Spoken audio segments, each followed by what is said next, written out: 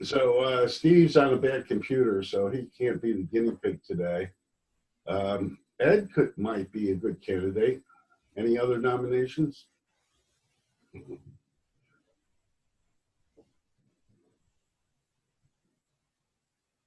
Ed, are you back? I'm back. What specifically were you nominating me for again?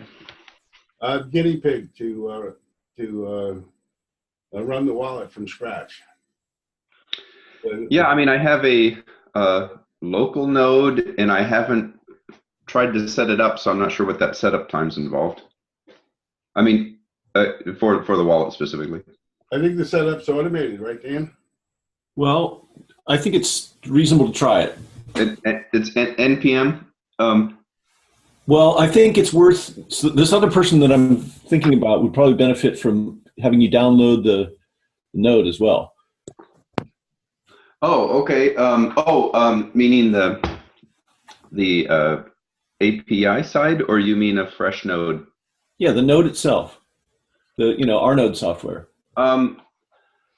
Yeah, I already have it, but you want to start from sort of scratch to get it recorded? Yeah. Get somebody fumbling with it? Well, no, it's just I don't want to assume anything. Well, I'm game. I'm always embarrassed to show my ignorance online, but I could do that. Well, the idea is that I'll tell you what to do, and so it's my ignorance, not yours. Oh, good. That's better.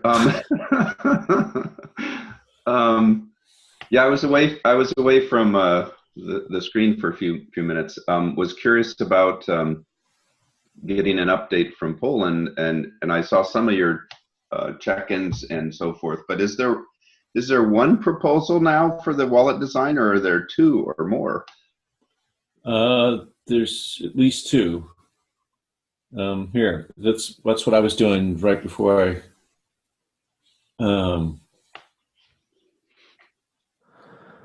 So this is kind of fun. So this is my code to do what I think is a good idea. And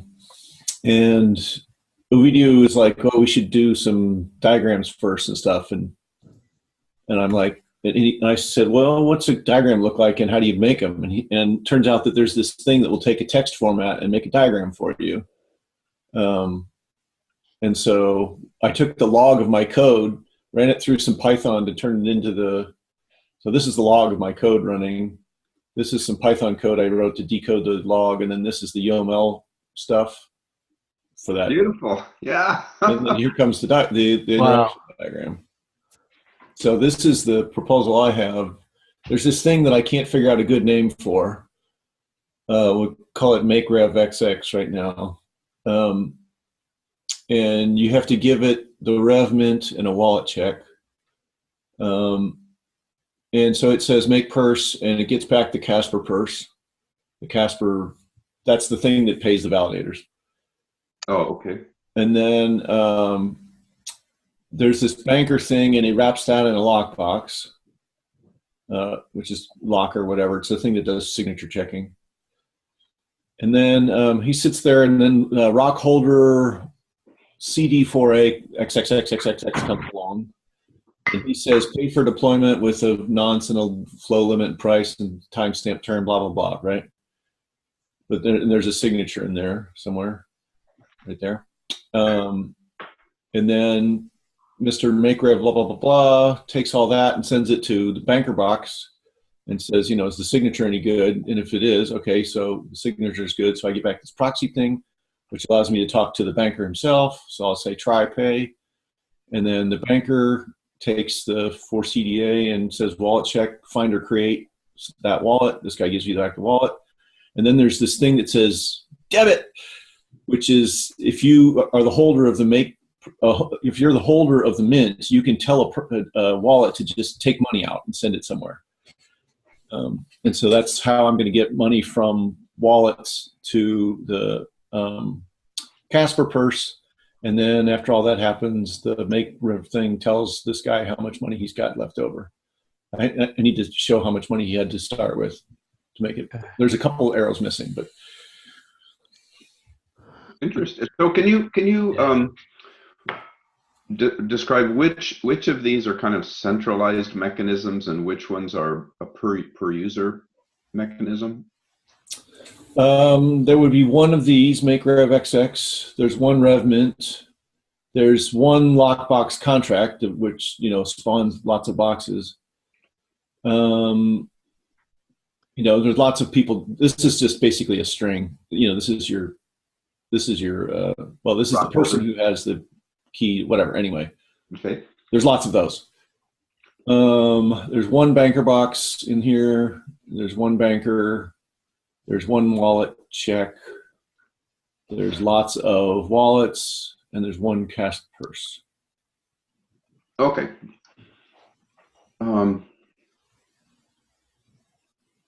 So the towards the right, the cash purse is that's the centralized Casper, the thing that pays validators. Yeah. Okay. So the debit of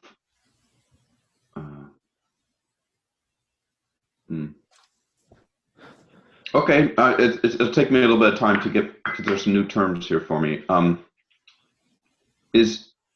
guess my first question is, we were concerned when we were talking on Discord and whatnot around, I guess this was around Wednesday, of that the new design might affect the concurrency or be a little. Yeah, I haven't completely convinced myself that there's no single channel that all this stuff goes through yet. If banker's one central thing, can that be made concurrent, or does it all have to go through consensus at the same time for the banker state, or is it well, there's functionary? This is for deploying code. The banker is only needed when you're deploying code. If you're just paying your friend, well,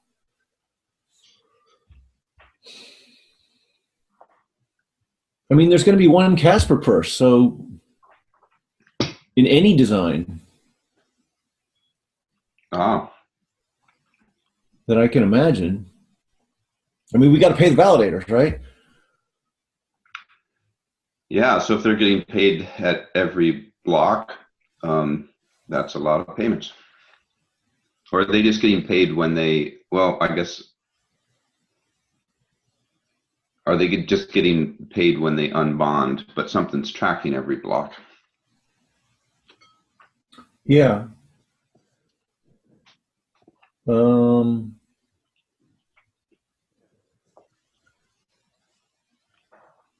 at least it's not every transaction within every block, but it's still a lot. Well, the banker could be made into some kind of system contract that doesn't live on chain, and so it could, you know, not clog up the chain. Something like that. Yeah, some of this could be pushed down into Scala. It's like there's one ED25519 verify contract, right? But running lots of things through it doesn't mess up concurrency. Now these, let's see, Banker Box and Banker don't have state, but the Casper purse does.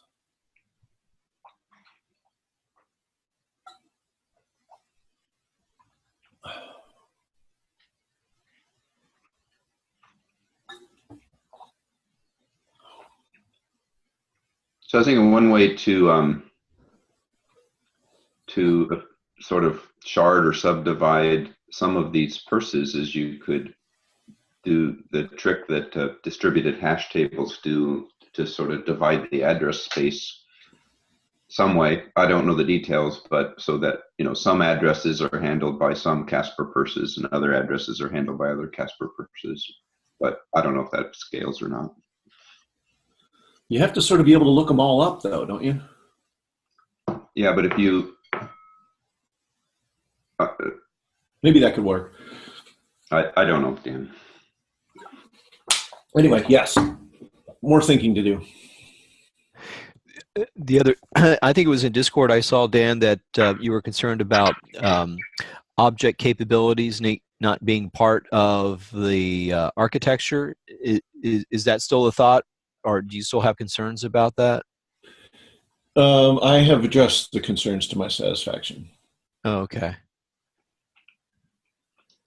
Because I know that was a feature or a component that you were really interested in. So, because you were interested in it, I was interested in it. So, I'm looking forward to seeing how you handle that. Well, doing object capabilities just basically means not anything magical to Rolang. Rolang is an object capability language. They were talking about adding magical bits to it. Okay. So I just used Rolang to write all this stuff. Okay. Very good.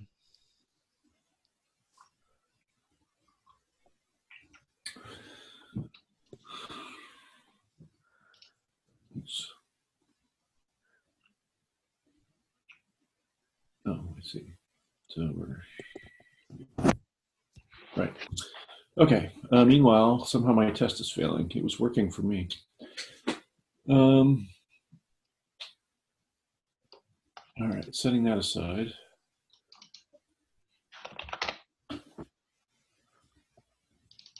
Okay.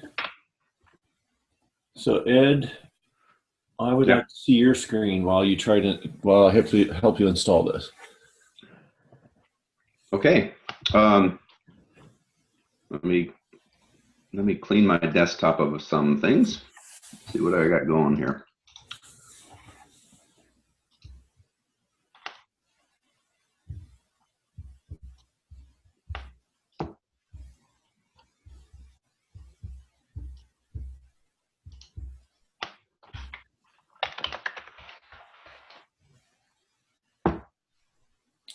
Does anybody know if you just download the jar file and run it on Windows, does that work? I've never tried that. I've been running Docker. Okay. I don't use Docker very much, so that will complicate life slightly, but we'll deal. You're probably used to it, and that's one of the recommended ways, so we'll stick to that.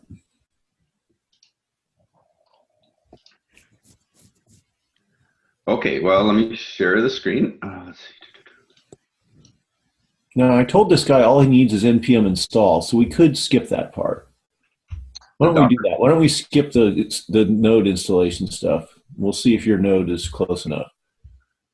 That would save time. I'm running the testing label, or is it called a branch from about a week ago?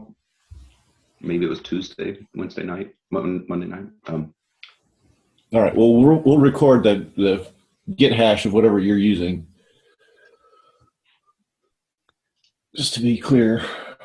Okay.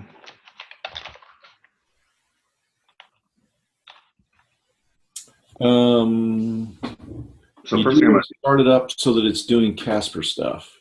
All right. So let me I've got a command for that. My notes here. Yeah, that looks like it should work.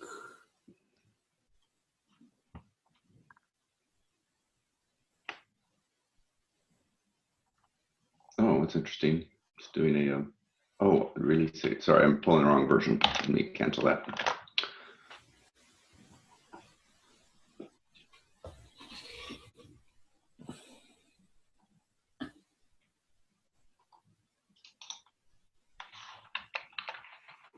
Showing my private key on the command line. Luckily, it's not a real private key. All right. Yeah. Don't do this at home, everybody watching. Oh, I'll probably have to. 2A4C. What's that? That's the revision you're running. Oh, okay.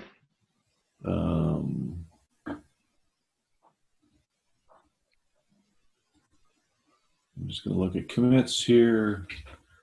2A4C. Okay. I can pull a different one if needed. No, I'm just making sure we record it. 2A4C. Oh, boring. What are the next few letters? 139. Okay.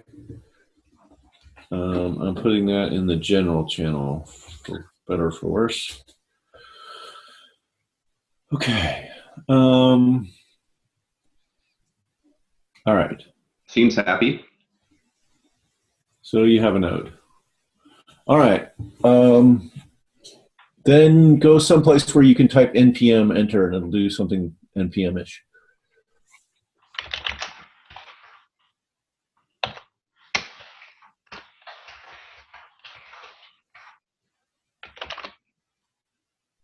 Okay. That looks npm-ish. All right, and can you do git there as well? Well, we Yeah. don't need git actually. Let's just download a zip file. So let's go to github.com/dckc. On a browser. Mm-hmm.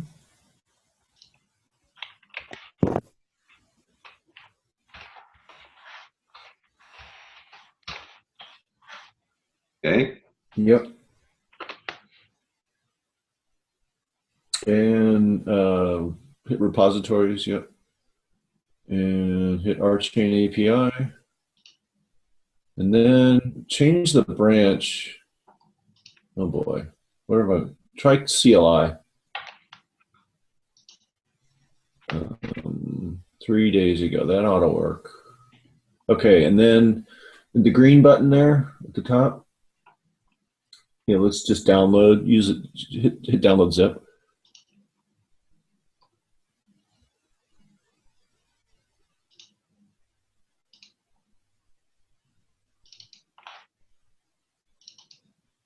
All right, so CD into that directory. Wait, when you're where? Yeah.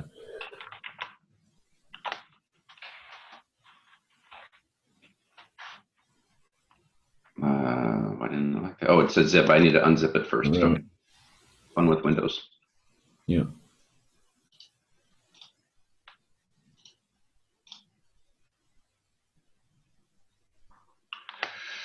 Does it extract? Oh, Extract. there you go. Oh, I didn't want to do that. I wanted to extract it. There it is. Okay, there's where I want to be. Okay. All right, so there we go. And let's look at the README file just to see if it has anything interesting in it. I can't do a more. Let me go back to here. This is Yeah. a little nicer looking. Okay, yeah, there you go. Okay, nothing relevant to what we're doing today, so let's skip that. Well, actually, hold on a sec. Go back to over there, go back one in your web browser, go back. And go to our client. Yep. And there's still no README. All right, so such is life. Okay, back to your terminal. Okay, now CD into our client. Yep, now do npm install. Cross your fingers.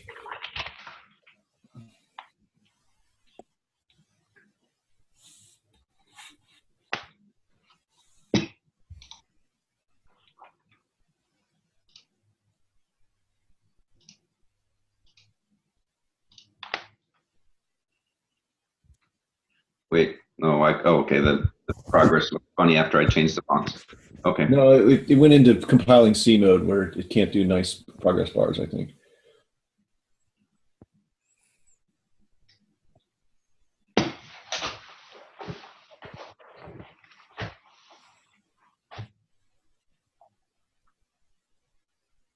Now, do you have a C compiler installed? You Oh. must. Somewhere. Yeah, I'm sure I did at one time some. Okay. Oh, wait a minute. What happened there? Life cycle. Sorry, I don't know if you want to watch. I'm scrolling back up, see if I see anything. Wait, I need to read the bottom there. Oh, sorry. Go back down the bottom.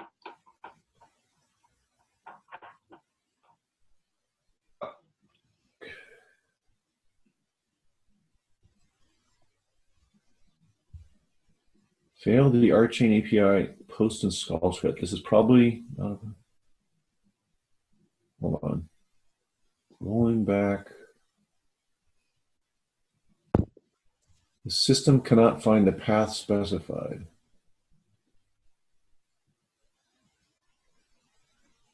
Oh, weird. They're warnings, so you may be okay. Yeah, type node space src/main.js. Drum roll, lose. Okay, so cd the dot dot, do npm install here.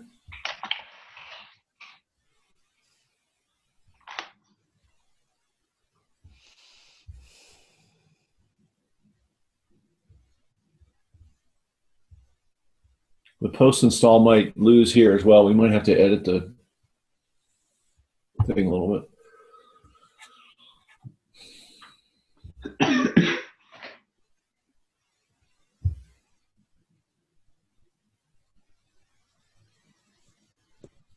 Okay, so edit package.json. You probably want to go over to that other window.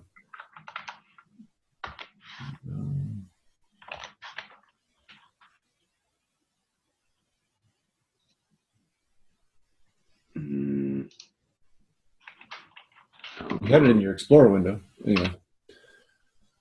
Oh, copy paste from there. Or right click on it and say edit with Notepad, whatever. Okay. Yeah. What do you want me to edit? That one, package.json there. And see the post install line 12? Okay. Strike that whole line. Okay. Saved. Now if run it again. npm install here.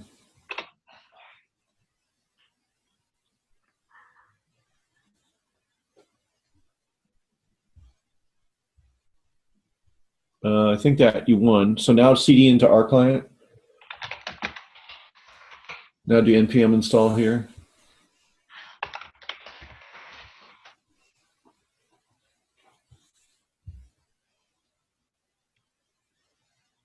Okay. Okay, and now do that node source / main.js. That's the right thing. Now just type our client and enter. Okay, type npx space our client.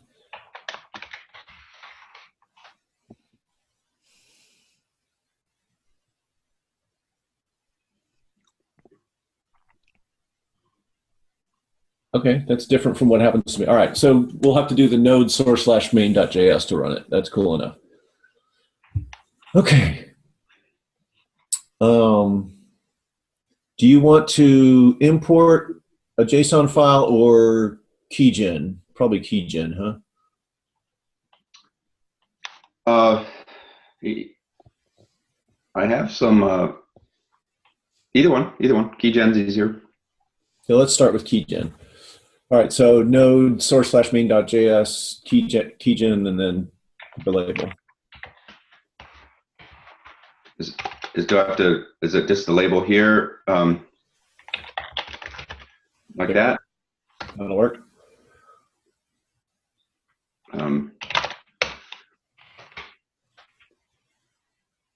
Okay, so now you can do show keystore.json, whatever, however you show things from the Windows command line. Oh, sorry. It's okay, we can skip that. There's a bunch of gobbledygook in there that. So now do. I'm sorry, I'm just slow. I didn't know what you meant. Just to cat it, more it. Yes. Yes. Well, let me pull it up here. Is probably a nicer way to look at it. This is under source. Our client. Keystore.json. Keystore.json. All right. And then we can. Yeah. Okay. So there's community. There's our encrypted private key. All right, cool. All right, and let's do the info on that label. So node source main.js. Like this? Yep. It's going to want your private key again, even though you doesn't really need it. Okay, so there's some stuff, right? There's your whole public key, and there's the ETH address. It does. You're saying it doesn't need it because it's in here? No. Well, it's not in there. All I'm saying is you're not doing anything secrety, right? Yes, yes, got it. All right, got it. But because we don't store the public key, we have to have the password in order to get it back. Oh, that's fine. Yeah. Right. Okay. So type run it without arguments again. Run it without the info community, so we can just get the options back up here. Okay.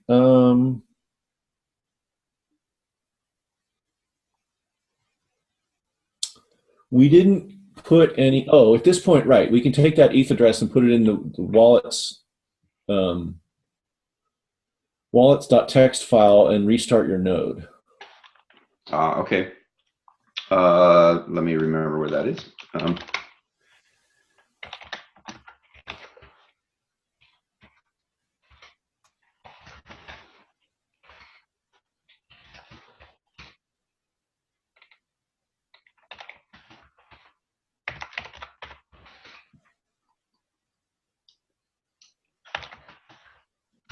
Our node temp. All right, C1. There we go, Genesis. Yeah. All right, so I'm taking which now? ETH address? That's correct. And doing what with it? You're going to edit Genesis/wallets.txt.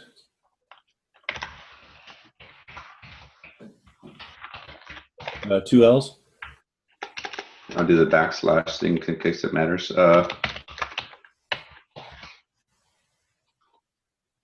And add it to the end. And with how many? 500, I don't know, whatever. Yeah, 1,000. And then what's this? The last one is the trust metric, or what's the last? I don't know. I put like community. I put my key name there. Whatever. Okay. I don't know what it's for. It's okay like it is? I think it's okay. Yes. Okay. I've only seen numbers there, I think. So I have to restart the client or the node. Correct. Let's see, where was this one at?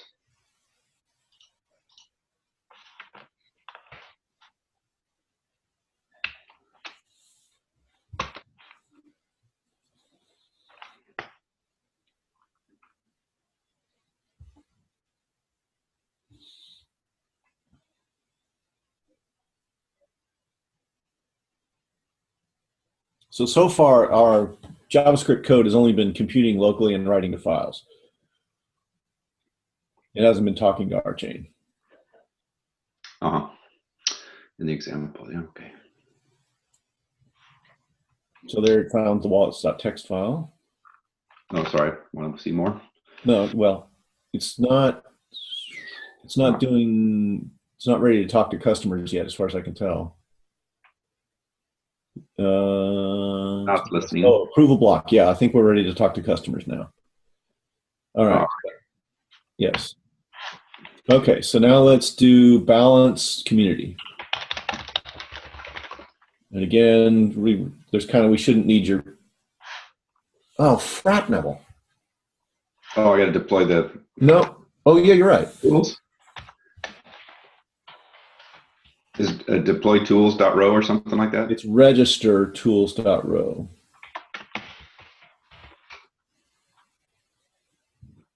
Do I need to put some? Oh, okay. Where's? Oh, source/tools.row. Sorry.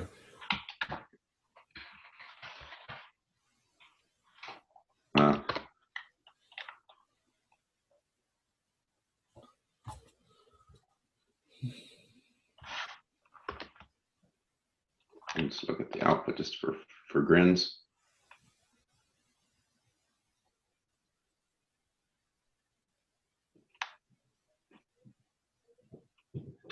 Okay. All right, we won. So now let's try that balance again.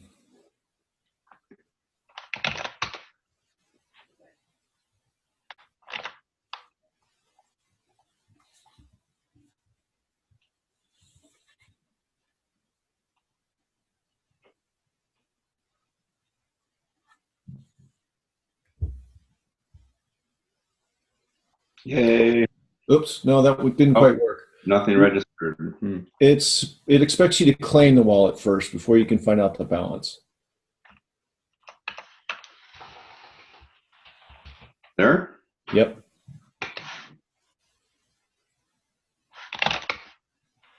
So that row ID thing on the other screen. Oh well. Anyway, yeah. Go back to the other screen for a second.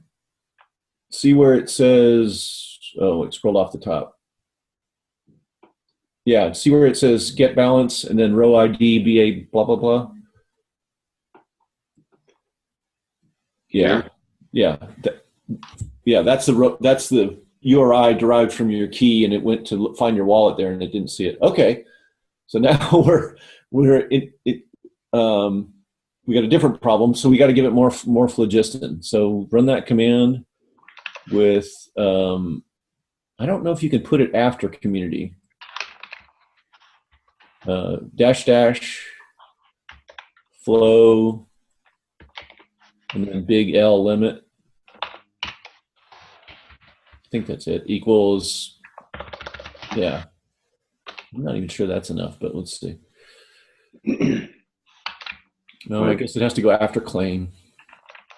Boring. Oh, and the documentation there is wrong. Weird. I'm pretty sure it's 2 dashes. Oh, sorry. My fault. Oh, it's flow dash limit, not big L. That's the problem. It wasn't that it was before or after. Will it work here still? No, lowercase L. Yeah, okay. There, that should work.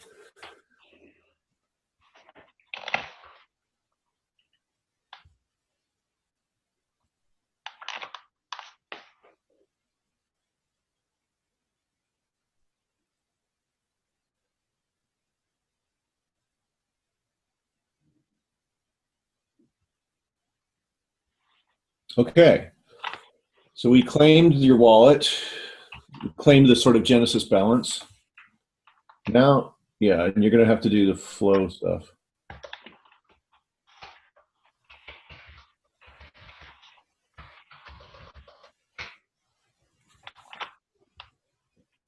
Oh, password.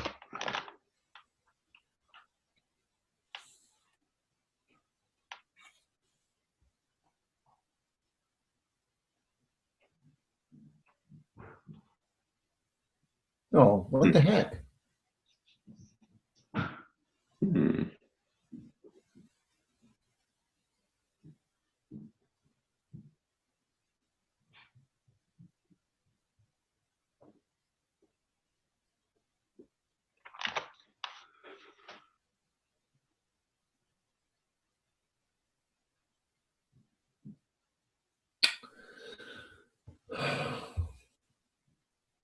It appears to be broken. But why? Let's see.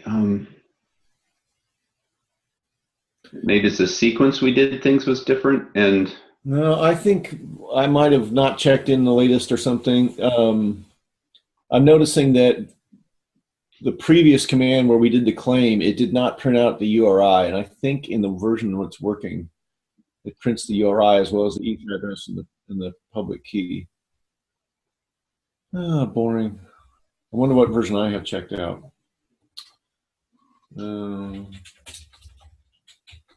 somebody join? Hello, Joshy. Hey, Joshy. Hey, Joshy. I'm trying to have Ed reproduce my results with the wallet demo. Cool.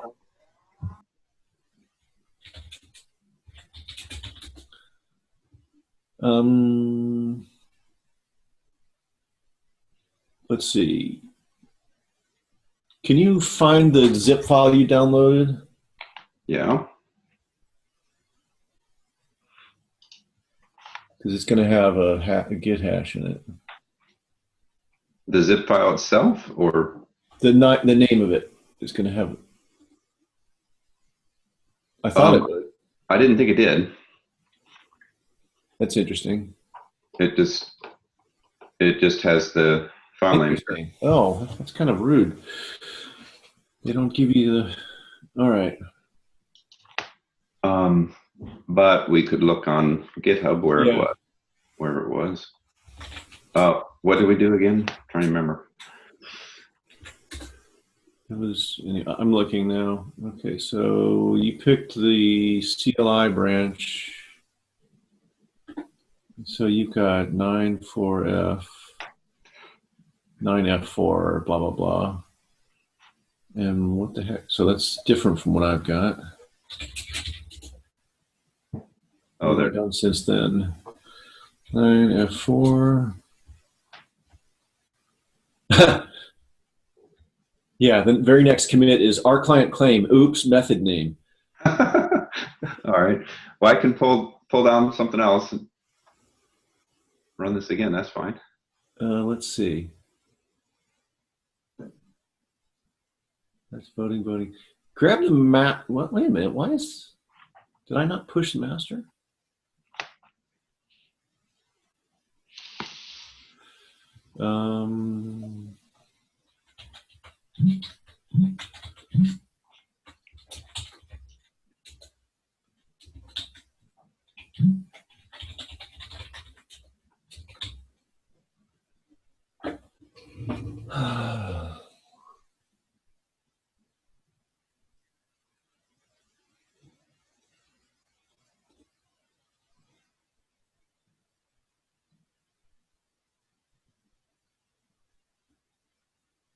Okay, I'm confused. Hold on.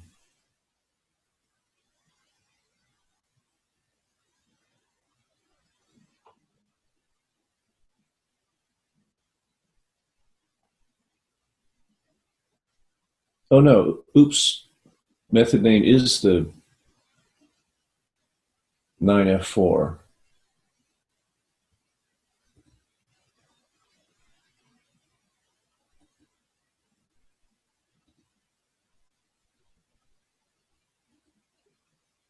Maybe oops was an oops, because that was after the Wednesday demo, right? January 23. Well, that was Wednesday. Wednesday. That's, yeah.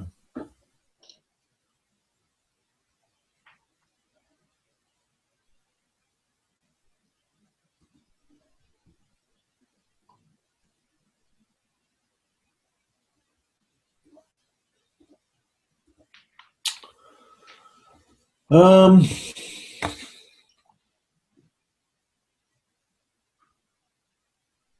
you were changing that.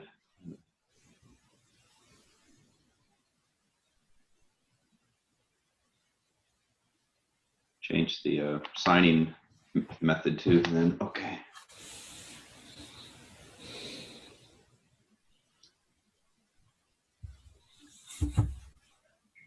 Yeah, I don't. It's broken somehow. I think.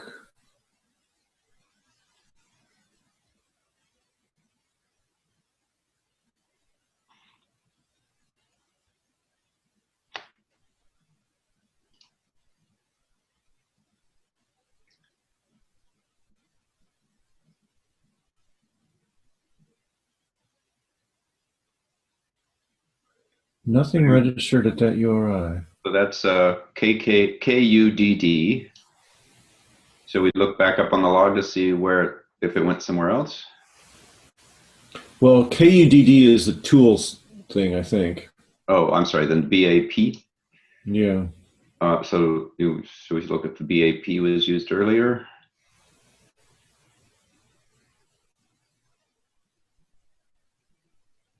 Or was that on a return channel?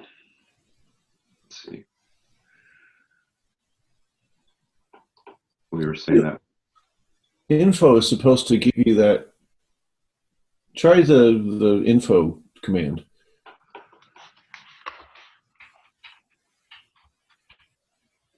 Just like info here, info community, Correct. not Indo. I doubt that's going to work. I can't see my cursor now. There we go. It might be. I'm interested to replay the wallet discussion, the interaction diagram. Oh, absolutely. All right, info community didn't like the syntax. Oh, get rid of flow. Oh, flow limit is misspelled. It's got dashes instead of. Oh, thank you.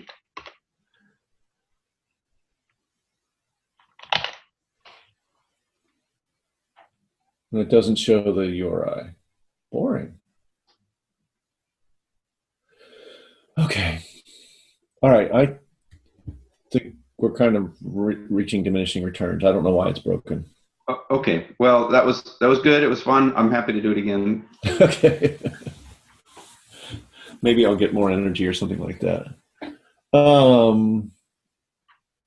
So is it okay if I replay the Please. wallet stuff? All right. So I'll try to share my screen here. Well, this is going to be Inception, I think. Maybe you could give some color to why this design discussion went about anyway to help orient everyone. Why are we considering the design change? Oh, well, okay. So currently you don't have to paste anything to deploy code, right? Uh-huh. That's a bug.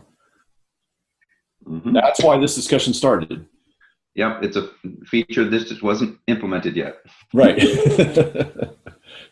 Okay, are we looking at my screen? Yeah, I think so. Okay. Close that one. Close that one. So yeah, and I guess the assumption on the dev team is that's a detail. It can't be that hard to implement, right? And just well, no, it just wasn't scheduled until now. Yeah, but I mean, in terms of the sequence of scheduling work, there were harder problems to solve, such as I see. Such as storage, memory, right. Block semantics, and so forth. Well, we've been in discussions where we didn't know what from and user was for, right? Yes. In working through the details of this thing, I figured out what they're for. Oh. Yeah, I'd love to know that. That makes use of them.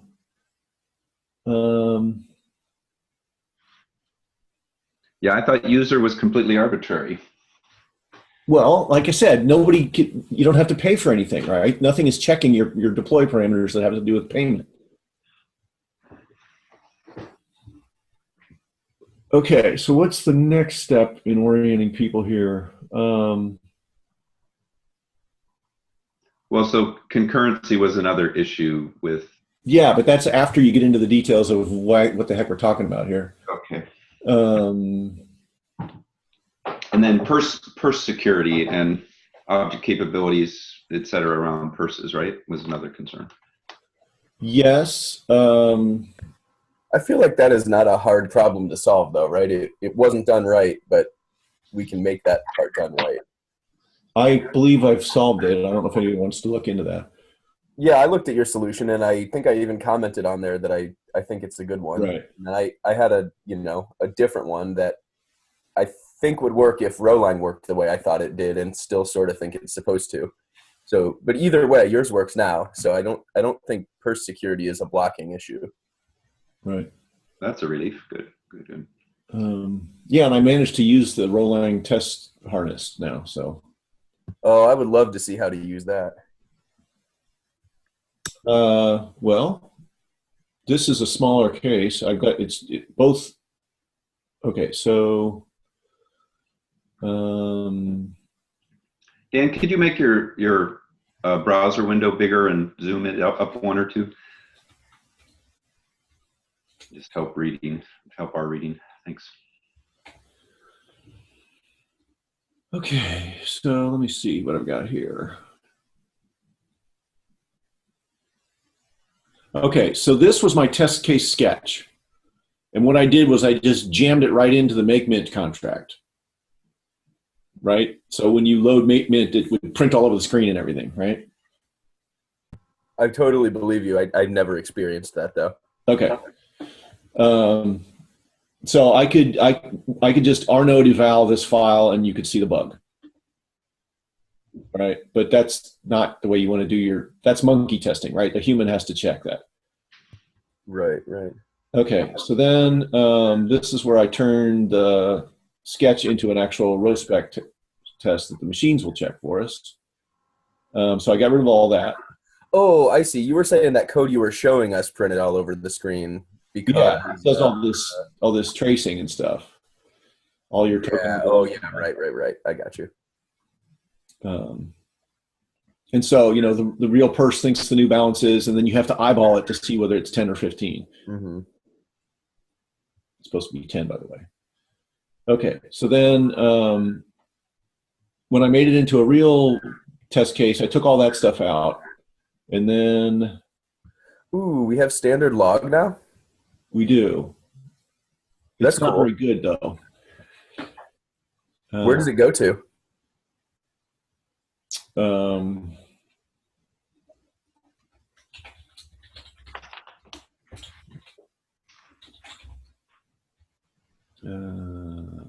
It goes to like that. That's a standard log. These are my tracing thing. Trace can print out anything. Log can only print strings. So you have to stringify everything, which is very, very tedious. But these are all standard log sorts of things here. Oh, okay. So it ultimately ends up still on standard out, but with all of this node metadata attached to it. That's nice. Yeah.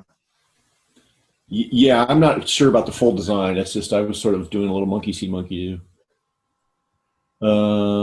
Okay, so there was already a make-mint test that was using that harness. And so I moved my code over to here. And what you do is the actual row spec thing, you call it like, here, let's look at the actual file instead of the diff.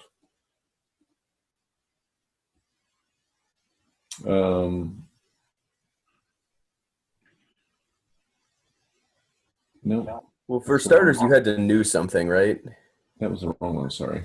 Okay.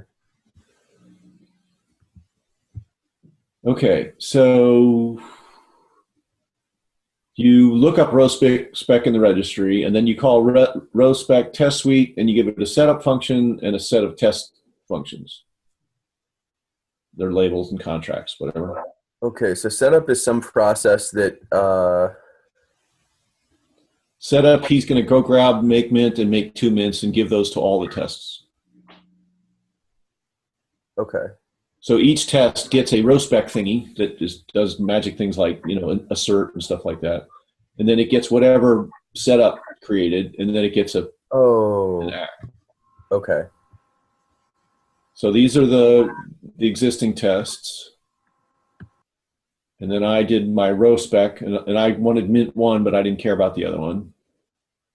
So here I make my attacker purse, and I make a real purse, and I deposit from the fake purse into that one, and I assert that the real purse didn't actually change its balance. And so if I run that from SBT, I can kill this and show you sort of from the beginning.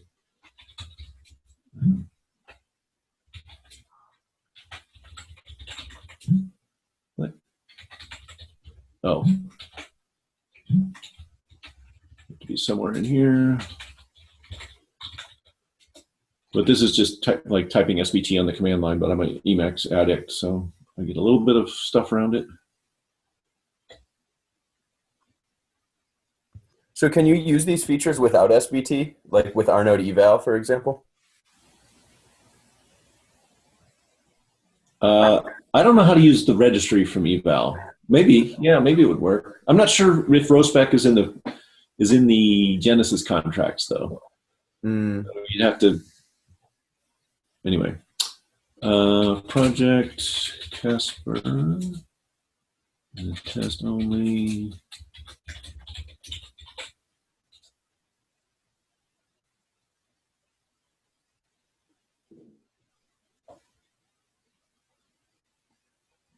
And you do have to write a little bit of Scala to add In this case, I didn't have to make a new test suite. I just added one test case. But in the other case, I had to do the more. So if you were doing this from the first time, it would build a whole bunch of stuff, but I've already built it today. I forget why it's compiling anything.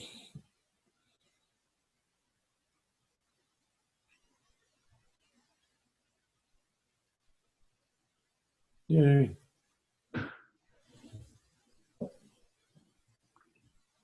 So that's how the test suite stuff works. Does that answer your question? The answer that I got was you can't do it unless you know Scala. So I think yes. I was thinking maybe this was something that just Rolang programmers in general could use. Well, you can. You just have to get a hang of it, get a hold of it. You know, the RoSpec stuff is just a bunch of Rolang. You just have to do whatever linking is involved to get your hands on that contract. Okay. Oh, wait. No, it's connected to Scala. I take that back. Row spec is not just a simple row contract? It is, there is a contract, but let's see. Is Scala looking at like the console output for certain things, or? No. It's much more, it gets into the interpreter or whatever. I mean, it makes it a special interpreter just for the, where is it? Rows.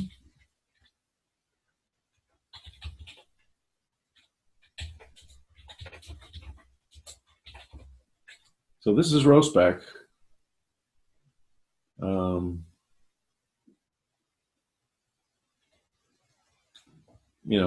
RoSpec test suite, set up tests, blah, blah, blah. I don't know what would happen if you ran this outside of Scala. I think it would do, well, let's see. Is there anything magic here? Oh, row test assert ack. So that's probably where it shoots stuff back into Scala. So you might have to hook something else up here. Does that make sense? Why would that not work under, like eval or something? Like you can pull in insert signed and look up and standard out and everything that way. My guess is it's going to say, what the heck is row test assert ack?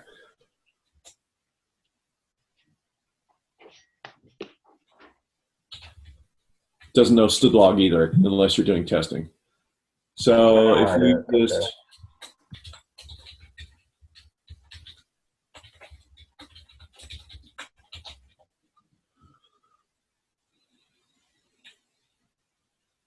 Okay. So you're just making those into public names for the time being?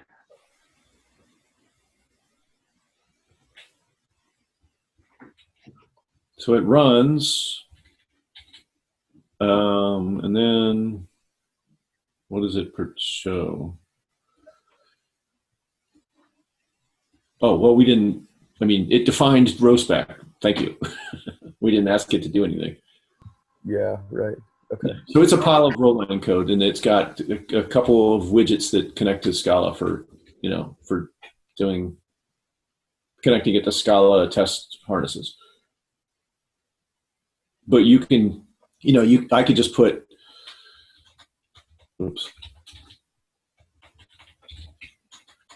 std out there, and you can make your own assert ack thing, and you can make your own test suite completed, to do whatever celebrating you do when you completed the test suite.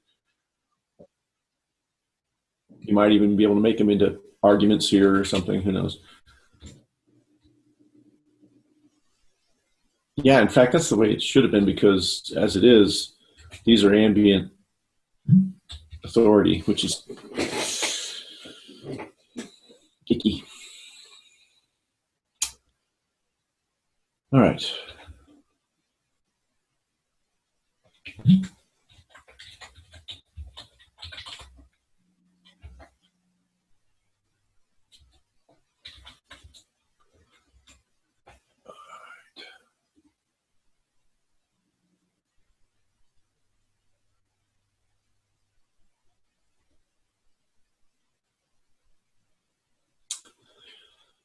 So I've been working on wallet stuff, kind of doing object capability stuff, and it's a little messy because you always have to use the registry to get your unforgeable names, to talk to your unforgeable names from your JavaScript code. And there's always these questions like, well, if I want to pay Sue and I know her Ether address, how do I find her wallet? Stuff like that. And then there's the question of, well, okay, I have got Rock and Genesis happened. How do I run code? How do I use the Rock and get a hold of it? Because if I have to run Roland code to go get my wallet, then how did I pay for that? How do you get bootstrapped, right? Yeah. So that was all this discussion. And they had this description that made it sound like they were going to throw capabilities out the window and just say, we're going to have a map from Ethernet addresses to balances, and that's all there is to it.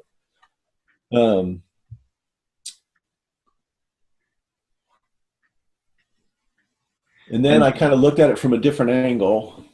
And did that propose? Let's call it the I think of Ethernet Ethereum account paradigm when I hear that. Was that then discarded ultimately? That idea? It's evolved. Okay. I could show you the chat stuff. I think I put the links in the before you joined. I think I have them. Just posted some stuff. Oh, right. There's this page. Maybe you already showed them this, but this is it. Yeah, maybe another way to look at this is that we're rolling wallet check into the Mint Rev contract and expanding it to serve as a hitching post after Genesis. Because the previous design had this wallet check thing where if you had money at Genesis, you could turn that money into a wallet if you could run some Rolang. But that didn't happen. There wasn't any way, and that allowed you to go from an Ethernet address to a wallet. But there wasn't any way to do that after Genesis, for people that made up keys after Genesis. So I thought of this as kind of rolling, expanding the wallet check to serve after Genesis. And then there was one of my sketches where purses never escaped from wallets. So that was a little weird. Yeah, the conversation there seems sort of like circular dependencies between wallets and wallet check. Wallets and purses, where purses had to know about wallets and or mints and not, and vice versa. So they're kind of in this embrace that I didn't quite get. Right. Well, I quickly got to the point where when I was discussing with the guys in Poland that it would be easier to code the thing than describe it, because they were, drawing things on pieces of paper, and we were trying to. There were so many things you're throwing in the air. It just got easier for me to code things. So that's what I did. Then you can't have circular dependencies because your Rolang won't go. How does an entry keyed by name get created? I guess a key holder does a special kind of send. I don't know what I meant by that. Oh, right. The original idea was that the table could be keyed either by an Ether address or by like a multi-sig contract. It's unforgettable name, or maybe the bundle 0 of it, kind of like a hash of it. And so I was wondering, how does a key by name get created and somebody sends money to it? Is kind of the way it happened. Anyway. Right, so the table had different kinds of things as its keys. And in some sense, once you get money into a contract, you can do all sorts of stuff outside the table, just from contract to contract. So that's what I meant by sidechains. Bundle 0 hashing function, blah, blah, blah. Okay. So this evolved. And then I eventually got it to the point where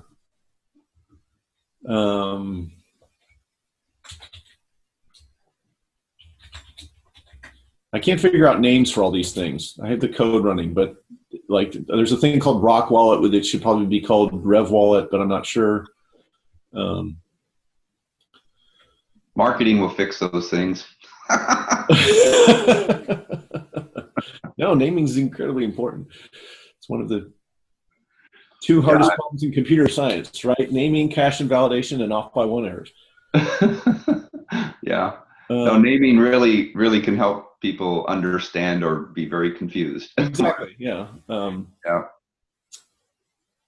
So basically, there's this deploy data thing that we know from our JavaScript stuff and protobuf stuff, and I actually use that. I said, okay, if the guy actually sends these deploy data, here's how the actual system is going to work. I just wrote it in Roland. By the way, Josh, this is a little bit fun. So this is one argument, and then this is the second argument. And this just destructures the second argument. I can't see your pointer, man. I'm sorry. Okay. If you highlight, I can see it. All right. So this is the first argument. That's a string. The second argument is this whole thing. And so here I give a name for the whole thing. And I say, and it follows this pattern. And I can pick out a name. I can bind user to just that part and bind sig to just that part and bind sig algorithm, because I actually use those down here. That way I don't have to do deploy data.get sig. Yeah. Oh, yeah. That is a nice pattern. Right. Oh, very, very interesting. So this is specific to the RChain API pattern of JSON-like. Well, I'm just using the row line matcher. Yeah, but what is what's the source of this deploy data? Yes, it's just like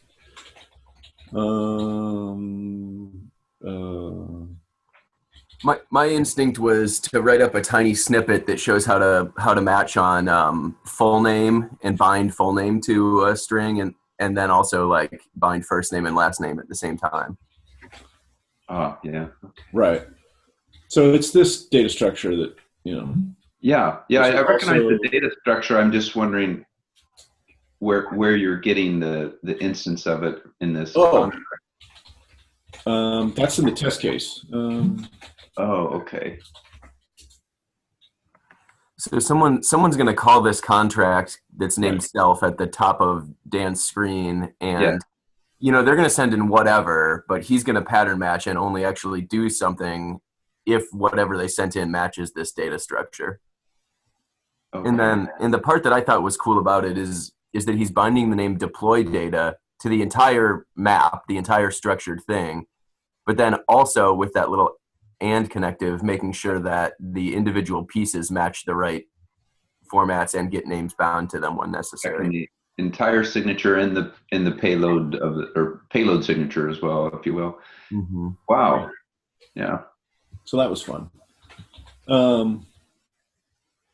Okay, so and this code was kind of messy, and Ovidio's style is to do more documentation before coding, and he wanted an interaction diagram. And I was like, well, that's kind of not my style, but I said, well, show me an interaction diagram that you think is exemplary, kind of a good one, and how was it made? And it turns out it was made by, there's this, where'd it go? There's some tool, where did I put it?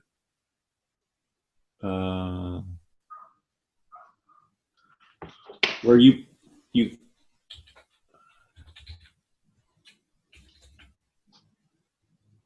got to be in my history somewhere. But I think you mentioned it in Discord, was it? No, that wasn't it.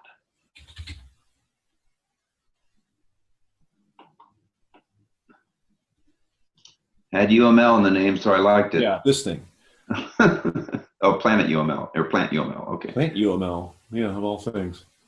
So there's a text format that it eats, and then it'll draw you a nice diagram. And so me being a programmer, dealing with text formats, I just took the logs of my test.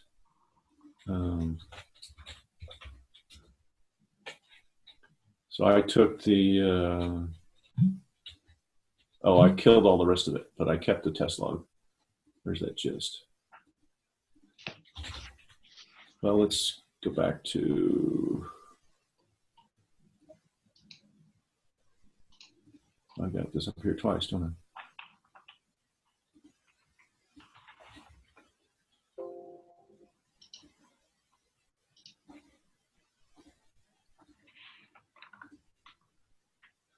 So I had all that trace gook, and so this is what comes out when it's running, which, you know, while I'm writing the code, this is easier to read than some things, but it's not real human friendly either. But it costs 86 lines of Python to turn it into this, which gives me this. And this is something you can put on a slide and talk about, or several slides. I really should have a simpler version of this and then elaborate it to get to here. But okay, so there's this thing that I don't have a good name for that's currently called MakeRevXX that might be called thing that connects mints to deploys or Casper deploy. Anyway, it's the thing that handles pay for deploy, okay? And if anybody thinks of a good name for that while we're discussing, well, it could be like it's the validator banker or something. Anyway, because It's sort of like I think of a toll gate or a tolling system. It's the person, the toll operator for deploy. Right. The toll booth, deploy toll booth. Okay, and to make one of these things,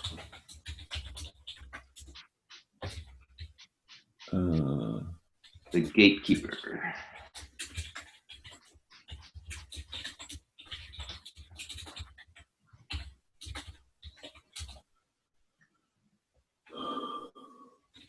toll booth is kind of good because it's rev and you're going to vroom, vroom and get on there. Anyway. Sure. Okay. RevXXX. And to make one of these things, you give it a wallet check, and you make up the rev mint before you do this. And there's a Casper proof of stake purse, which is kind of how the validators get paid. Okay, and so, oh, this was wrong. Wait a minute.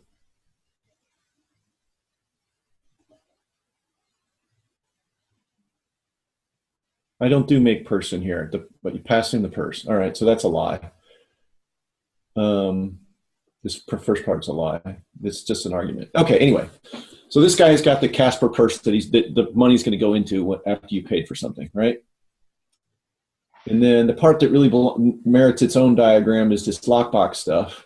Our toll booth says to the lockbox, please give me a lockbox for my banker. No, you can't see the pointer. Can anybody see the pointer? No, I can't see the pointer, but I'm following. Okay. Third line. Yep. All right. So third line, give me a lockbox for the banker. You get a lockbox back. And then rock holder OX at the top there, CD4A comes along. Mm-hmm. And he calls pay for deployment with a non-SNF flow limit, blah, blah, blah, blah. And then our toll booth asks the banker box, will you check the signature for me? And the signature checks, so he gets this proxy back, which is it's a one-time use way to contact the banker. And so then the toll booth says, try to pay for this deployment.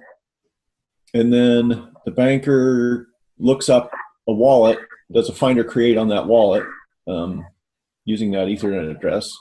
The wallet check gives him back a wallet. And then there's this magic thing where if you have the mint itself, you can just demand that any wallet gives up money. That's one of the magic things here. This is the way I get wallets to give money to the Casper purse. I should make its own diagram for that. Anyway, Oh, yeah. So the banker says to the wallet, debit for la la la la, and he jams it into the Casper purse. And then the toll booth tells this guy how much money he has left over after the deploy. And actually after the start of the deploy, because it kind of, it's like when they reserve money in your credit card, you know, it takes all of the maximum that you've given by the flow price and flow limit. And then after the computation, you'll get a refund. I haven't done that part. Okay. So is banker here a I think you said this before. Now I'm realizing the importance of it. Is banker a system contract or Scala, or is it just another Rolang? It's all wrong. So the going back to the diagram, the banker calls this find or create, but the banker then would also have to pay for that. If it, in the case of a create, it also has to pay for that, and it has to wait for a consensus block to get the wallet back, right? No, this is all happening within Rolang, so you don't wait for blocks inside Rolang. So the entire thing will be executed by some validator, and if that validator says, yeah, that all worked out great, it'll be sent to the network, and then we'll get consensus over it. I thought that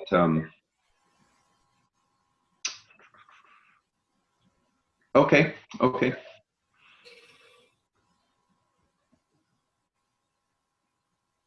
Yeah, keeping the levels straight is a little weirdo. And so this is one case, and then there's another case where you're not paying. Oh, so once you've claimed your wallet, you can put it at a URI, and then you can pay for deployment using that URI instead of an ether address, and then it doesn't have to do find or create. It just does a registry lookup.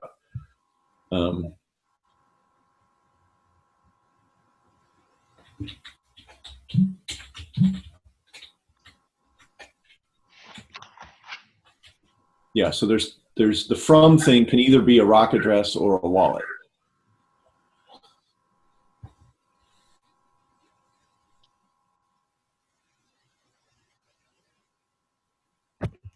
Can you just highlight that part real quick about the from address? From, so let's see. Let's do two things.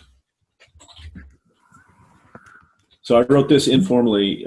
You can't have an or in a match expression because I remember that. Yeah, computational complexity. So this is not executable documentation. But so the from is either a rock address and a string or a wallet and a URI. Oh, I see. And you're matching it later. Right. So in this case, I'm paying from the rock address, and in this case, I'm paying from the wallet URI. I'm going to look up the wallet and note that it's an alleged wallet. We don't know if it's really a real wallet at that point. So what is a wallet here? I know before you wrote all the locker stuff, wallet seemed like a useful thing. I'm not clear why that's useful anymore. Or is it basically just like what we used to call a purse? No, it's where'd it go? No. It also uses the lockbox. I just didn't have to I didn't have to write the crypto stuff twice.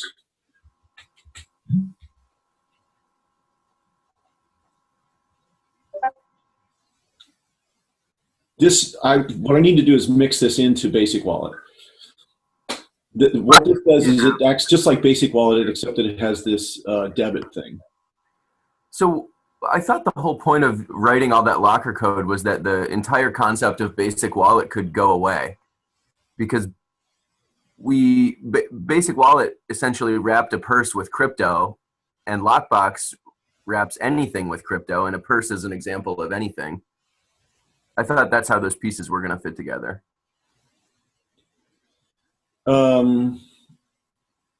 That would work if the calls you want to make to the locked item match the API of the purse exactly. But in my case, I want to do some things in between. Yeah, okay.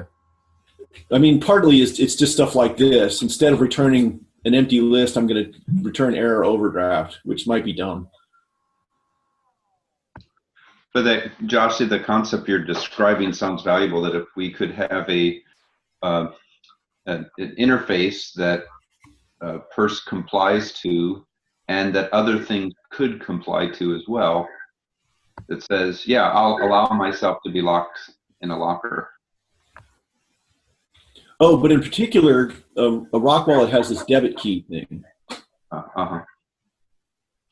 So what does it do? It allows you to, if you have the debit key, you can demand that the purse surrenders, that the wallet sends money to wherever you want. So that's the way I get money to the validators. Yeah, just a naming convention. I'd prefer like a send or withdraw. Debit has accounting overloads, which are not quite right. Oh, really? When you have so yeah, the common layman term for withdrawing often is debit, but in an accounting term, when you like debits and credit accounting, a debit to an asset account means to actually, increase. Anyway, withdraw or send, yeah. There's too many senses of send. That's true too, yeah. Yeah.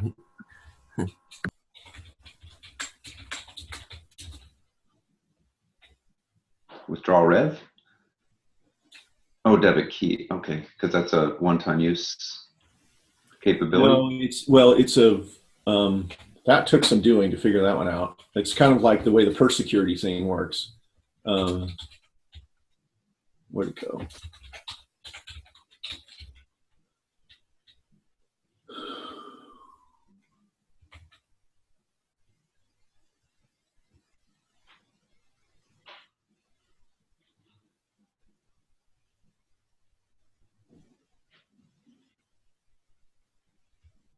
Right. Okay. So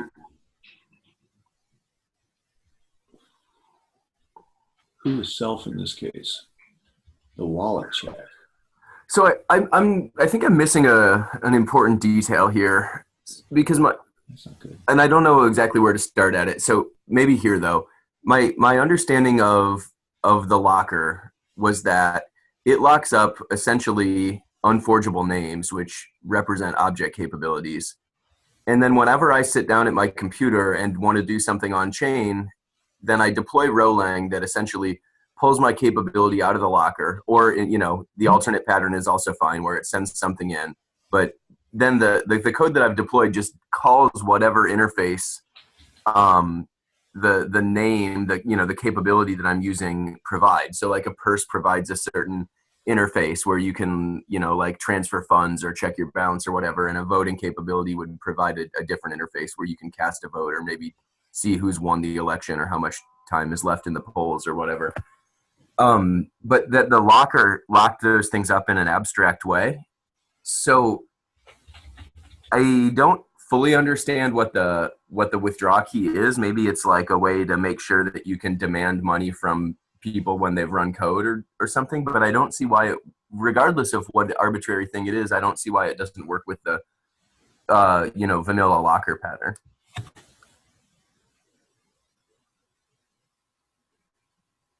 And then maybe I should also say I haven't fully studied Oviju's locker code, but I think I've studied his interaction diagram. I think I get the idea. Oh, I was guessing I was doing the same thing he was, except when it gets down to here, when I actually, so you get a proxy back just like he did, well, bundle plus of a proxy. And then when you actually exploit the proxy, I split it into method args and return to make it easy to deal with JavaScript interop, basically.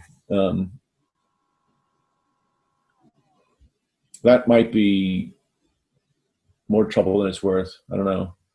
But your goal is also to make it more generic to handle, so that name could be anything. Well, this makes it less generic. This means that the contents always has to accept 3 arguments. 4. I see. Yeah, because we don't have the spread arguments at this point. So what did you think? Dan, you may remember I recently learned that there's 2 different layers of tupling possible in Rolang. And the one idea that I had written up for a forwarder that I think you've taken a look at is that whatever you send to the proxy, you don't have access to the proxy until you've already passed the crypto challenges, right? So if I have the proxy, I'm the guy who owns the contents. So whatever you send to the proxy just gets forwarded as a single thing over to the contents. And then the contents can destructure the thing that you've sent however it needs to make it make sense. Like in this case, it would be into those 4 things. Right, but in my JavaScript proxy stuff, the return address is always a separate argument. Oh, okay. So this is for working with the JavaScript. So, okay.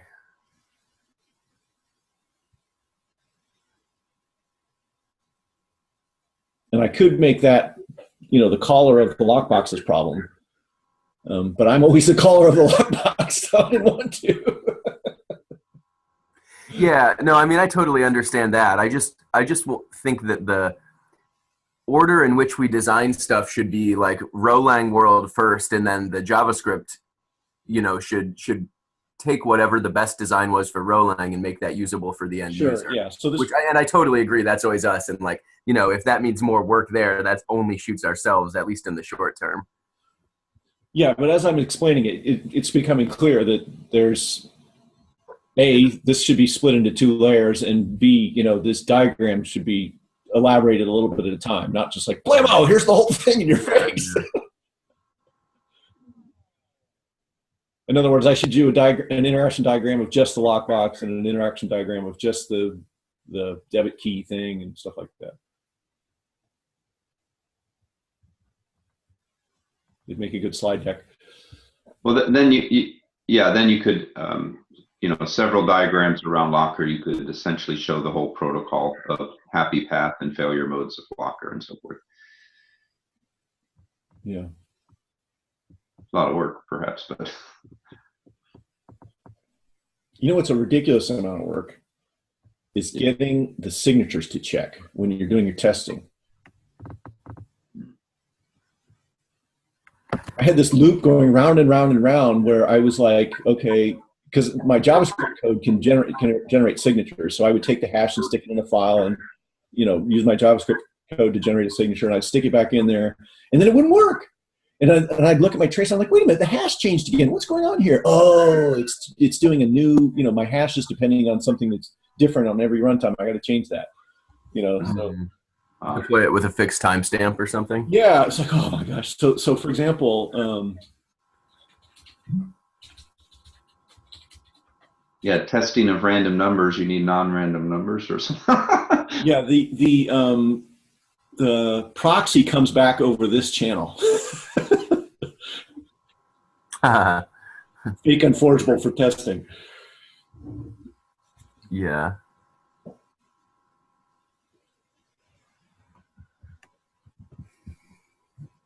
Oh, since you have the nonce line highlighted, I'm not even sure how to phrase this question, but around Wednesday there was talk about not using a monotomically increasing nonce and just use unforgeable names instead. Is that still the plan?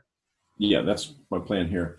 Okay, and then just to help me conceptually, I know we've talked about this before, but it still didn't sink in, is how does the receiver of that message know that that nonce has never been used before, that it's not a replay attack?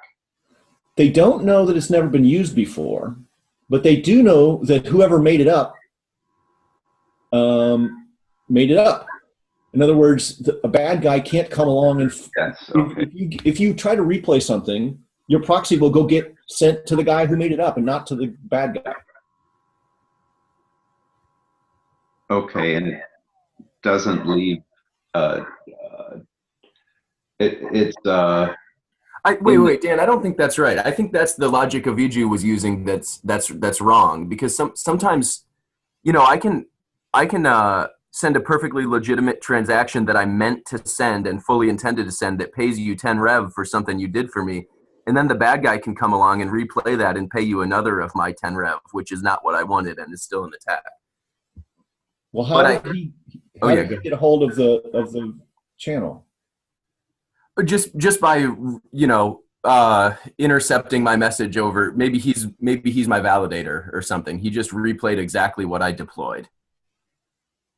Well, what do you mean? Because you can't, even though you know the number of the unforgeable name, you can't write it into a piece of Roland. Oh, there's some sequence of bits that I send to a validator that includes my deploy timestamp and my code and my signature and whatever, you know, my flow limit and all that stuff, right? If Eve is my validator and I don't know it yet, she knows that bit sequence that contains a valid signature that I made, right? Yeah. And so then she could replay that. Well, you can't do the same deploy twice. That's what I was going for. That's where our real security comes from, I think. so yeah, why can't you do the same deploy? Is it because it doesn't refer to the block height or something? And if the nonce. Well, I mean, the unforgeable name here is derived from the user and the timestamp. So it's the same source of entropy for the security. I thought the timestamp didn't have to be a real timestamp. I didn't say anything about it being a real timestamp. I just said that that's the source of entropy. Yeah. Oh, okay. So here's a case. Let's say I'm Alice and I pay Bob, but the first time I pay Bob, I don't have enough gas, or I don't have that many revs, and so then I pay Bob a second time at a lesser amount. Instead of 10 revs the first time, I pay him 9 revs. Well, is that first? Could the validator still have a hold of that first deploy of paying 10 revs and then replay it at some later time when I really do have 10 revs in the wallet? Oh, that's an interesting idea. Well, you can't do the same timestamp and user, no, and the signature won't be the same if the amount's different. Right. No, but I'm saying that the first deploy of 10 revs failed because it was either out of gas or I didn't have enough revs. And then later, when I did have enough gas, somebody could replay it. No, they can't do another deploy with the same user and timestamp. But the deploy failed. Yeah. Right. Okay, hang on.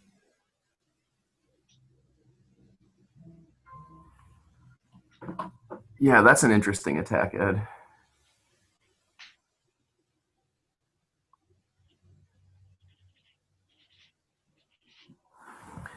So I'm thinking that's pretty interesting. But like, okay.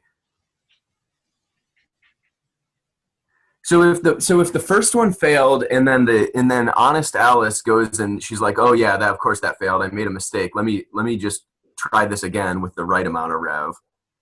Presumably she's not going to be using the exact same timestamp, right? She's going to be using a real timestamp that her wallet software gives her. And so it will be a different timestamp. Which means that the first thing that included a valid Alice signature is still kicking around somewhere. Right.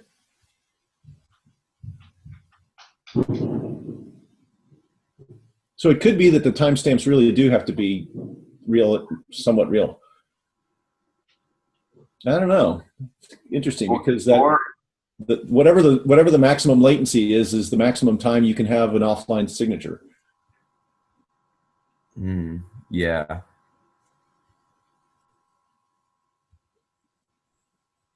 I think we have to protect against replays on any time scale, which, Oh, you mean even if it was a minute or something?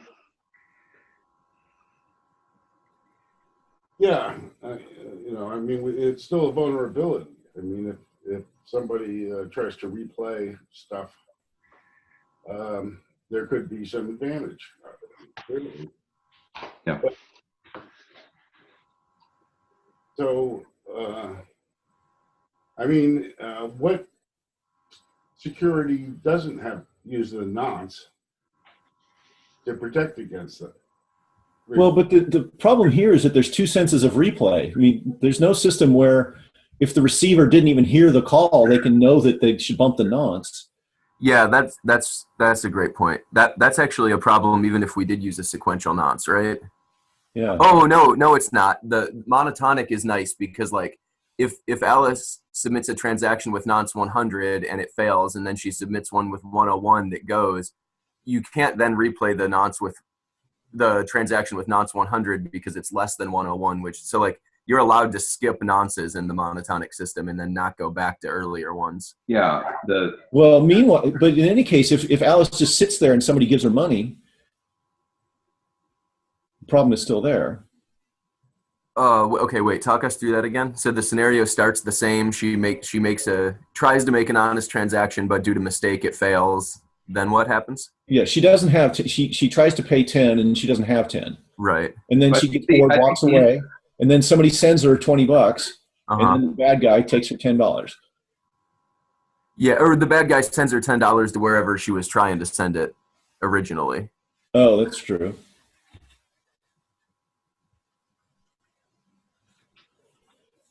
That one seems like it's probably okay, I guess. Well, you can drain somebody else's wallet, or that's the. Anyway, any replay is bad, obviously. Yeah. Well, actually, no, it's not a replay. So It's what just a you can play. do is execute the transaction that they signed.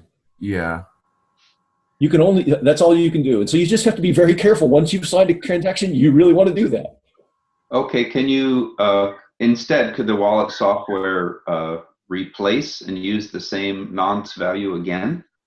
If it failed, let's say it's out of gas limit problem.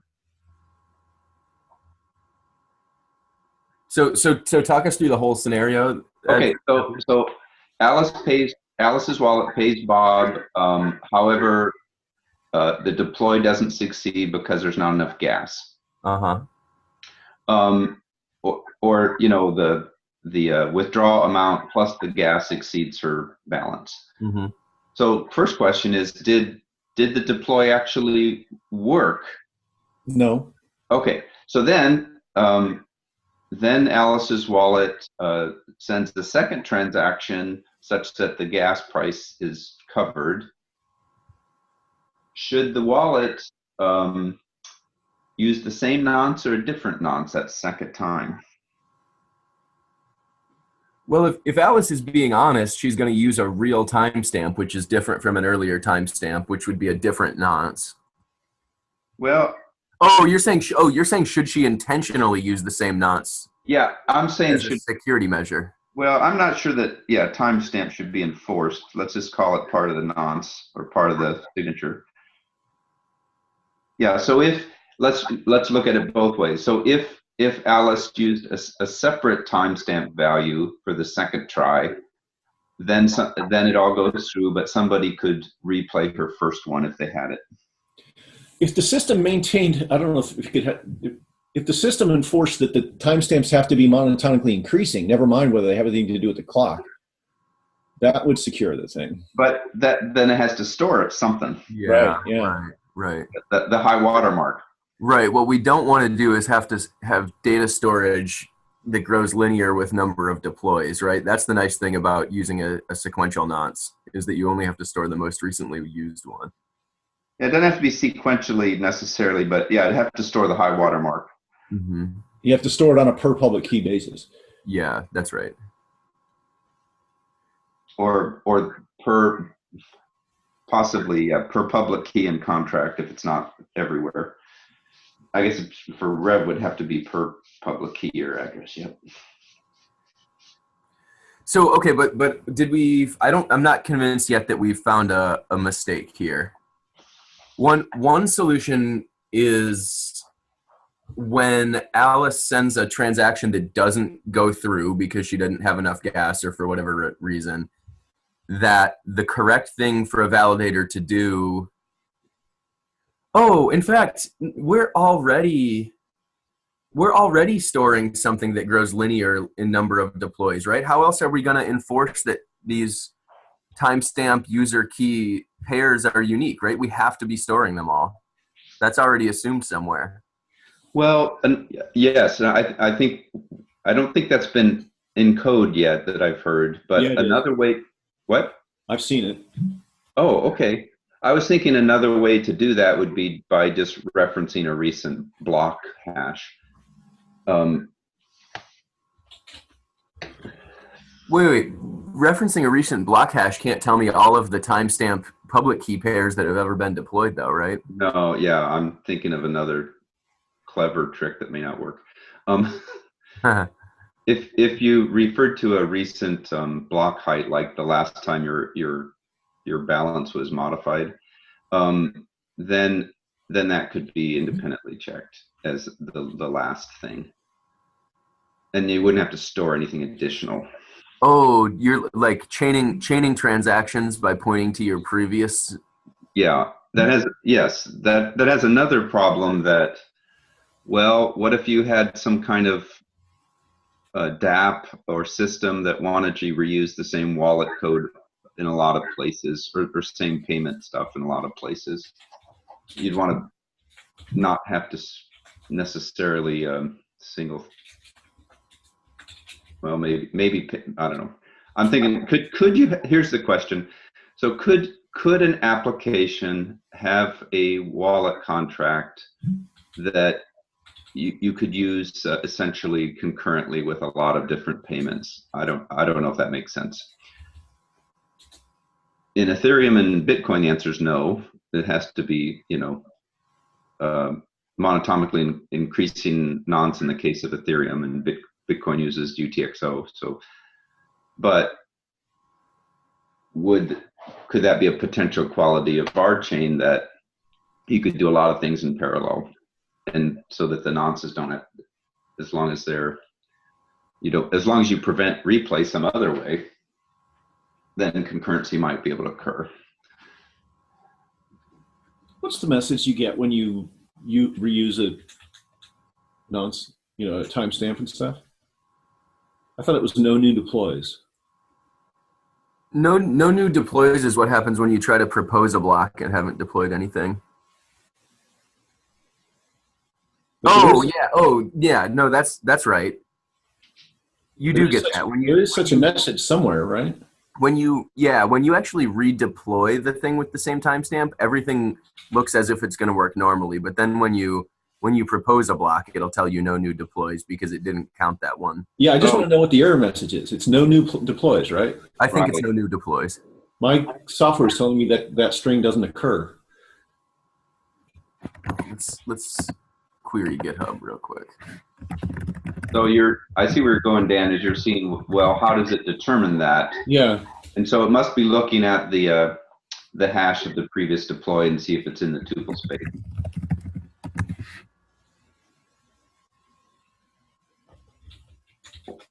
Create block status.scala. Looks possibly relevant.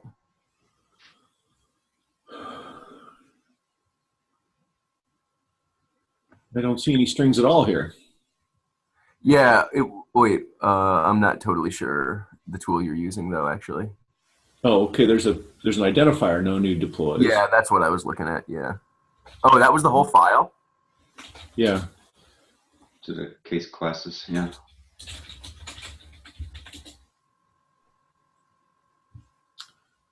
Multi-parent Casper impl, that's the one I started with.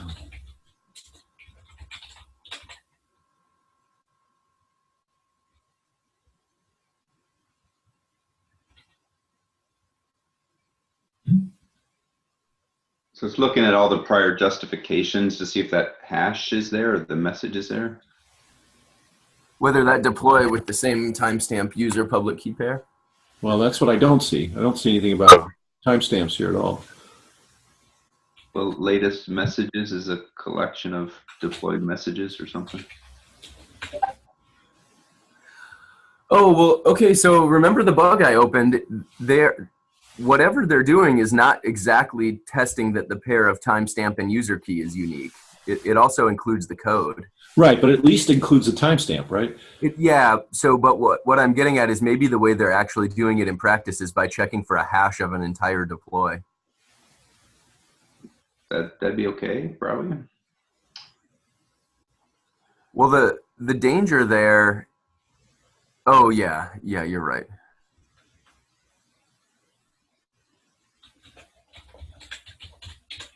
Repeated deploy status. Oh. Repeat deploy.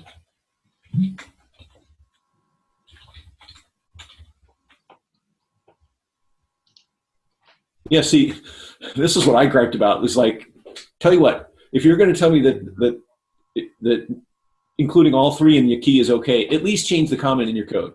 Right. I haven't done that. But I'm pretty sure I saw places in the code that relied on the fact that these two are unique. Anyway,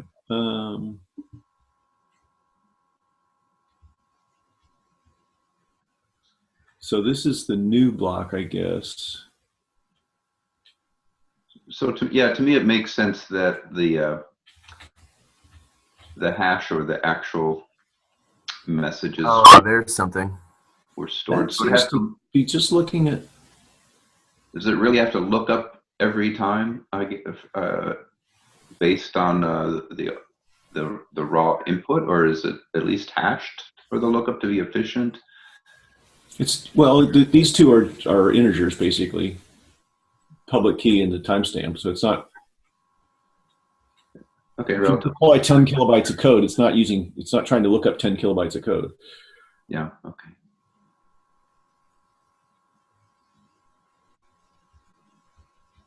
So, well, okay, let's talk about a fundamental for a second. If we really are going to at some point ensure that pair is unique, that timestamp user key pair is unique, that essentially means we have to keep track of all previous ones ever used, right? Whether we're keeping track of a hash or something like that, there has to be some data that's an exhaustive set of every pair ever used, or else we're not going to be able to say, sorry, that one's already been used. Right. So the previous block or message proposals in the blocks are stored, right? What's a proposal? I'm sorry. The block proposal is part of Casper. Oh. That eventually gets in the block, or some of them get in the block.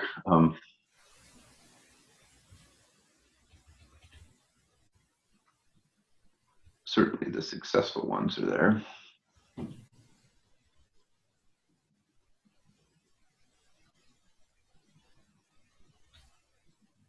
Oh, that looks pretty relevant. Is this really traversing the whole tree? That always boggles my mind. Are validators, they just, I mean, if this were Bitcoin, it would be going back over gigabytes of data, right? Well, that explains why the memory's pretty busy after a few blocks.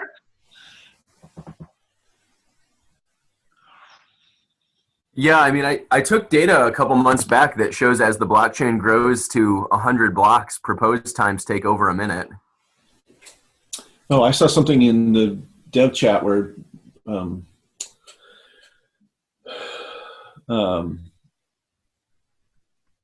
Kelly was celebrating the fact that she could do a few hundred in a minute or something. Oh, that's amazing. Yeah. That's that's a gripe that I have, man.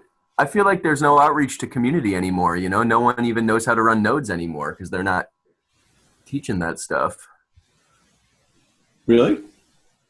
Or I don't know. I mean, there's 6 or 7 people. I didn't go this Tuesday, but 6 or 7 people that show up every Tuesday for node testing. They know how to run nodes. Well, the way I look at it is that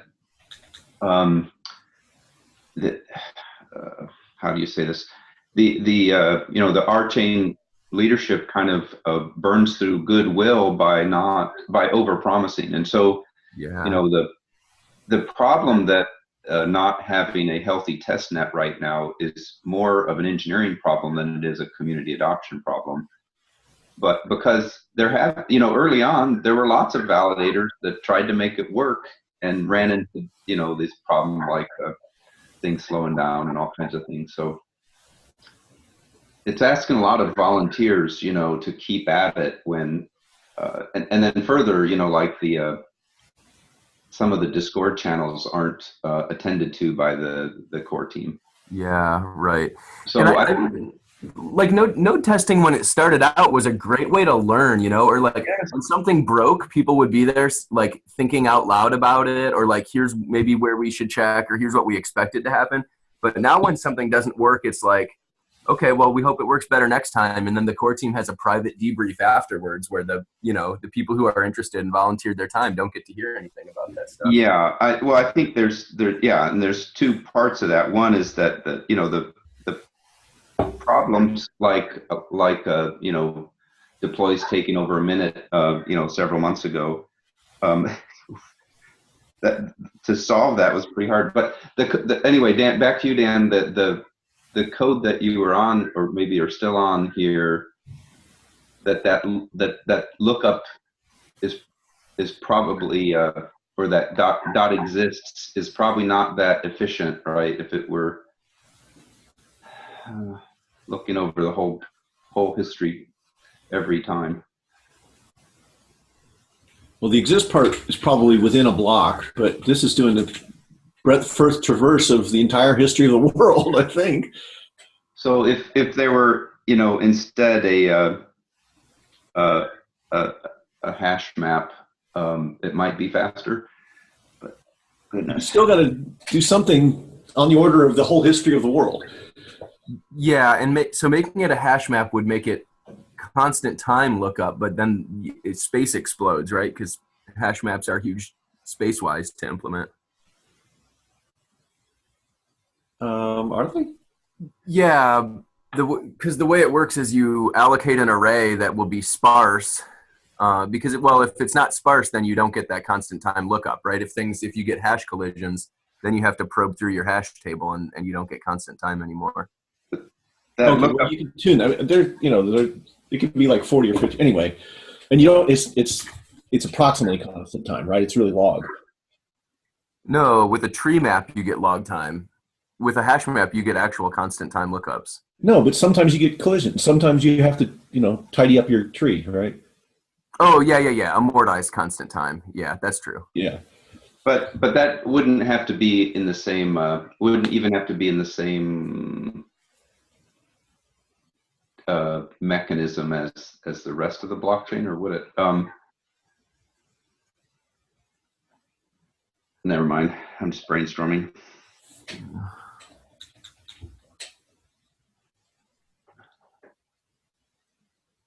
Yeah, because in Bitcoin and Ethereum, the validators only have to think about the most recent block, right?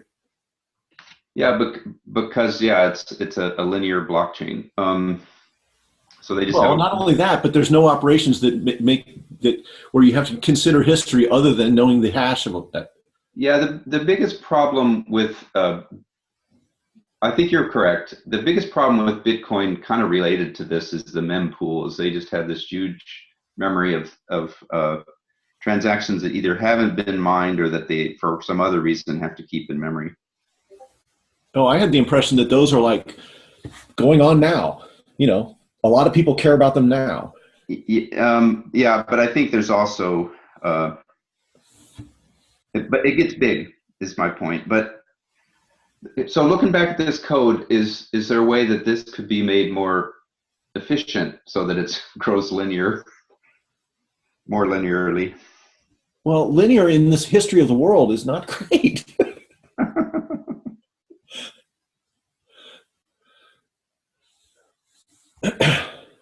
Well, but I would expect that you would at least want to cache it, wouldn't you?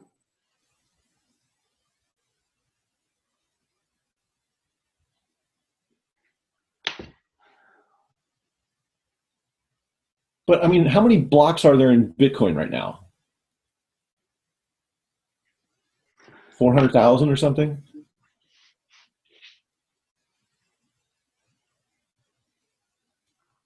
And this is going to go 1 Mississippi, 2 Mississippi, 3 Mississippi, Yeah. all the way up to 400,000.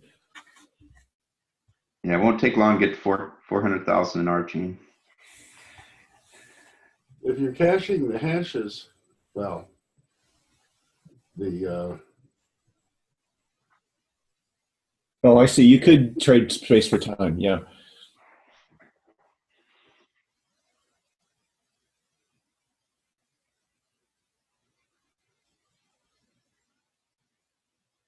Yeah, I don't really.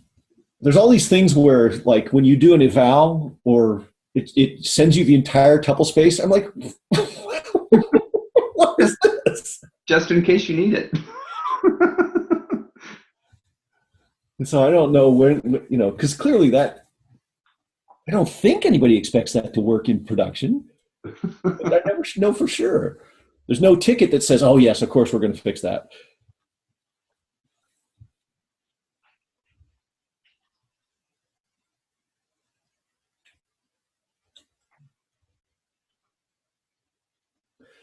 Well, there's the first get it right, then get it fast idea.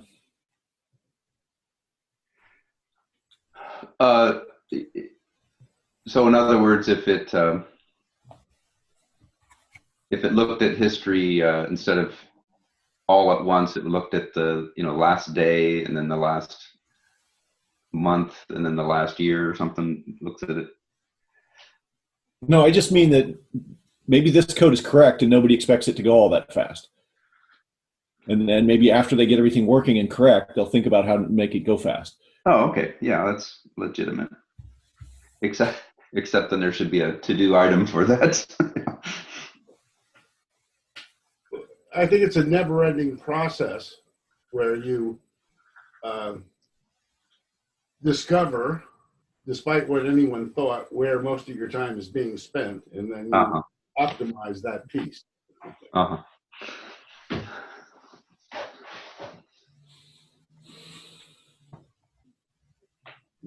Profiling is the only way to determine what needs to be optimized yet. Next. Well, it's also possible to stare at code and see the complexity of it and know that it's going to be slow. Yeah. So. Yeah, I think, cache, the space would not be that great.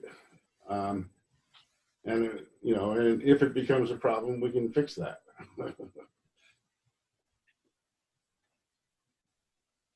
Yeah, I have a hard time getting my head around what are the demands, because if you have a cache of all the blocks in the world, you have to keep the damn thing in RAM or something, and I don't get it.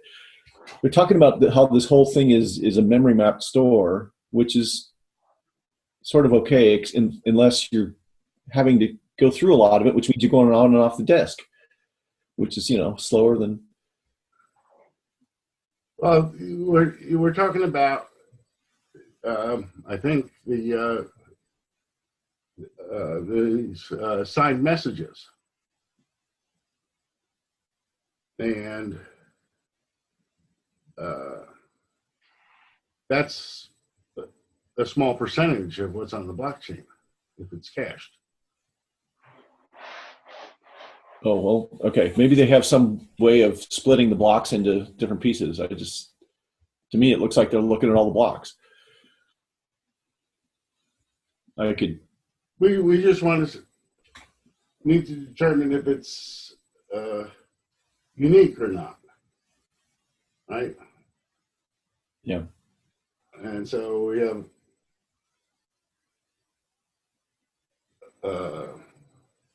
a caching mechanism that optimizes that, so to speak. Yeah, it's still going to have to look up into it. It's going to have to somehow compare against every deploy that's ever happened. I mean, you can have a Bloom filter or whatever, but it's going to have some representation. It can be a compressed representation, but it has to be a representation of everything that's ever happened.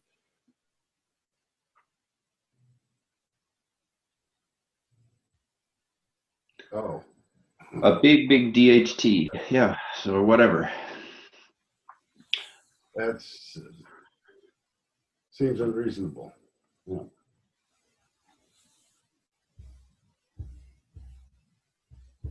Well, I don't know. I mean, that's how you prevent replays. So I mean, if you're doing, Yeah. unless you have a monotomically increasing nonce, then you have to do that. I can imagine storage that's keyed first by the public key, and because a lot of public keys, people get bored and never use them again, and so that storage can stay cold.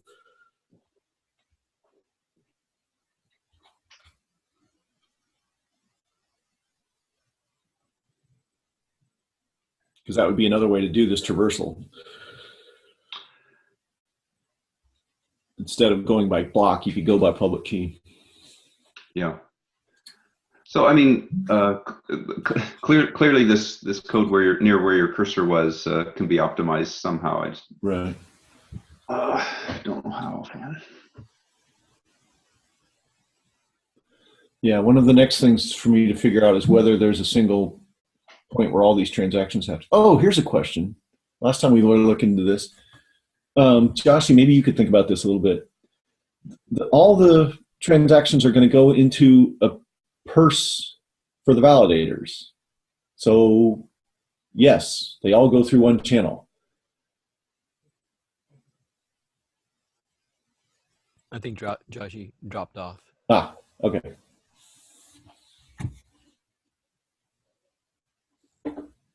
Yeah, so the single choke point for essentially then all transactions, or because they're going through that.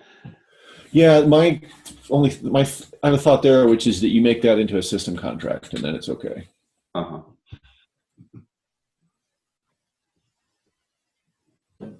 But I have to think about. That means you might have to push this whole thing down into a system contract, which is not a big deal. So in all of this, the last few days, Dan, from a wallet DApp developer, the contracts may change quite substantially from their interfaces, right? Yeah. Okay. Just double checking. Now this is different from the wallet interface that we you did initially, Dan, with the nonce, right? I'm a little lost. The way that we're using the nonce in your yes, it's different. The JavaScript code that I've got right now uses serial nonces. In addition to signed return channels, which is kind of like belt and suspenders. So the recent discussion has been that no, the signed return channel is enough. Yeah, well, I would say that until that you can always allow the method to evolve. I mean, and use the nonce for now until we have a solution. Right. Okay, well, that's not what's happening. The discussion has concluded. The serial nonce is no longer a viable design alternative in the core team, as far as I can tell. I see.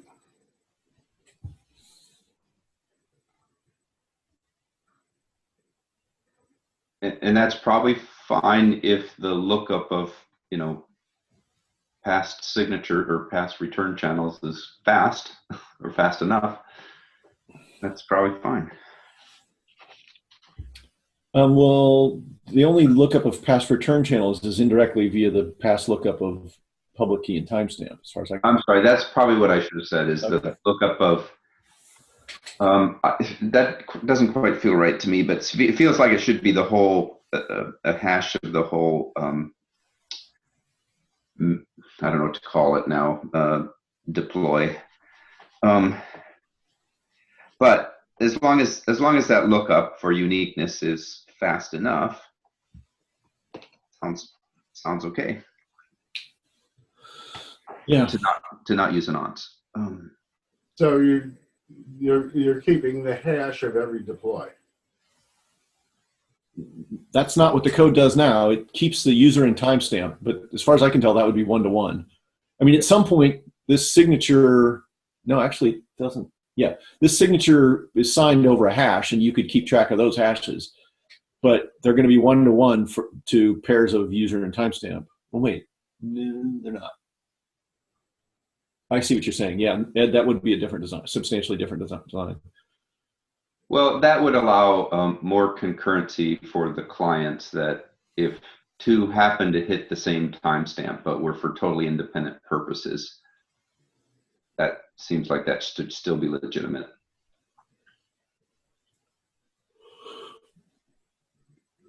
Right, you have this exchange and their hot wallet is busy collecting fees. And one happens to hit the same microsecond. Two of them happen to hit the same microsecond. Anyway, that's another optimization, essentially. If it's a hot wallet, you're not doing signatures. Oh, I see what you mean. Well, No, that's not true. Never mind. You just have the private key online.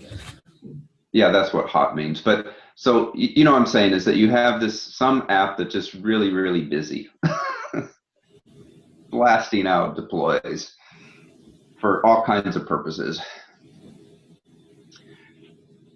Anyway, I just have to go down to the nanos.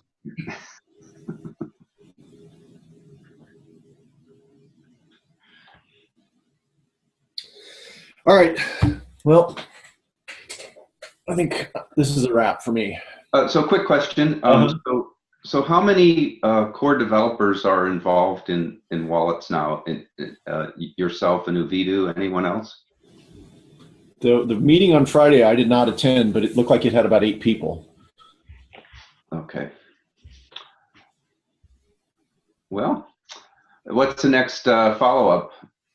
There is a meeting scheduled Monday evening where they're going to try to catch me up.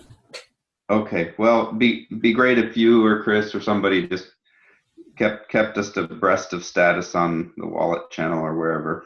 Sure. That'd be great. Thank you, Dan. All right. Thanks, Dan.